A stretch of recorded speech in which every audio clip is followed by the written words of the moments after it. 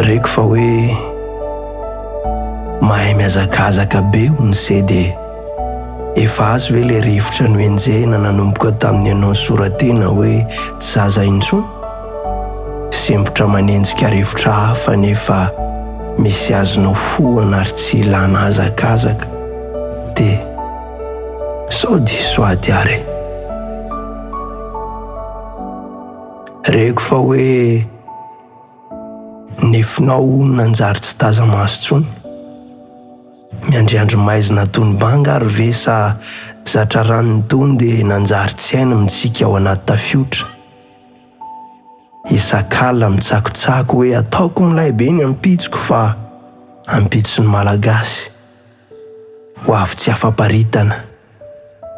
Ny fiadanana mbola tsy hitany fa rahampitsony izany ho iteo hoe fa miantso androany hoe hatreo ampy izahay.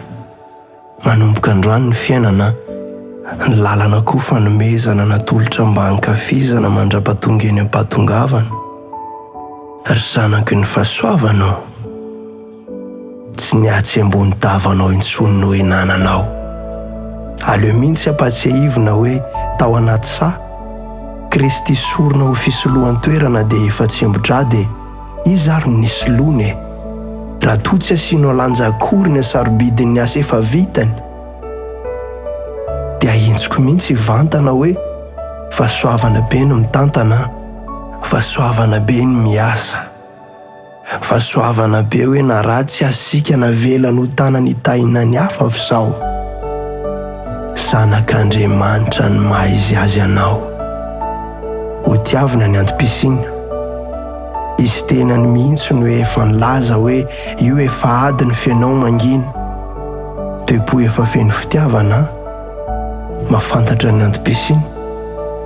Tsy toepo manimba ny hoaviny fa fiankinana amin'ny efa vitany hoe ny mason'ilay nanamboatra fotoana dia mahita lavitra mihoatry ny masoko. Atoko ny tenako ve asa ametraka feno eo an-tanany momba ny hoaviko. Vokatra mantsy sisy ireny ny lanitra lova efa tratra.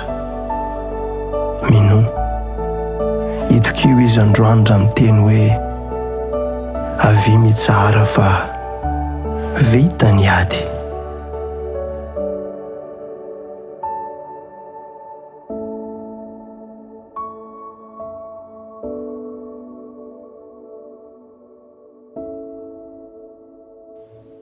Reko fa hoe mahay miazakazaka be hony se dia efa azo hoe le rivotra no enjehina nanomboka tamin'ino ny soratena hoe tsy zaza intsony, sembotra manenjika rivotra hafa nefa misy azonao foana ary tsy ilana azakazaka dia sao diso ady ary.